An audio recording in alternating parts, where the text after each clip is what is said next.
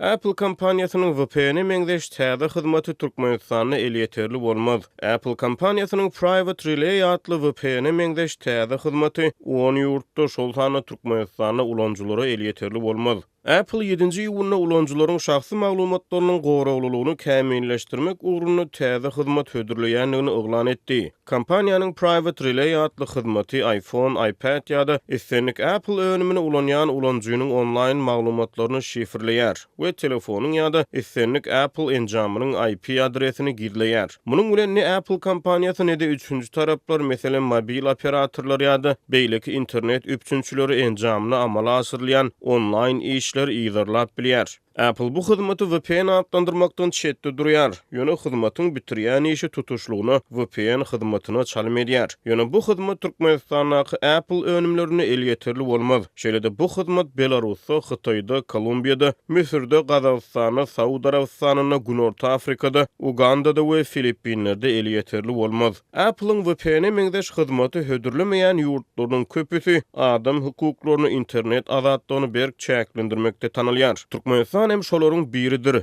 Düýbi Parijde ýerleşen serhetiz reportýorlar guramasy türkmen häkimetleriniň ýurtdaky internet çäklendirmeleri barada hasabat berip 2016-njy ýylda prezident Gurbanguly Berdimuhammedow internetiň ganym düşmany adlandyrdy. Geçen döwrüň dowamyny köp zat üýtgemedi. Muňa Azatlyk radiosynyň 2018-nji ýylda geçiren deriňögi şaýatlyk edýär. Azatlygyň deriňögi raýatlaryň online hereketlerini ýygyrlamak üçin türkmen häkimetleriniň Roden Schwarz Nemes kampaniýasynyň enjamlaryny we ekspert maglumatlaryny ulanýan bolmak ähtimallygynyň üstüne açdy. Düýbi Abaşada ýerleşen Apple kampaniýasy näme sebäpden 10 ýurdun raýatlaryny, onda internet azatlygyny söz we metbuat azatlygyny çäklendirýän ýurtlaryň raýatlaryny täze VPN meňzeş hyzmatdan mahrum edýänligini aýtmaýar. Ýöne Reuters'yň habaryna görä Apple özüniň täze Private Relay hyzmatynyň Hytaýly ulanjylary elýeterli edilmezligini ýerli kanunçylyk bilen esaslandyrýar. Apple'ın girdejileriniň 15 göterimi Hytaýdan gelýär. Adam hukuklaryny goraýjy toparlaryň hasabatlaryna görä Hytaý häkimetleri raýatlaryň internetdäki şahsy maglumatlarynyň goraglylygyny äsgermezlik edýär. Ýüz tanamak tehnologiýalary ýaly beýleki şahsy maglumatlaryň elde girmesizligine gabat gelmeýän online tehnologiýalary ulanmakda tanqid edilýär.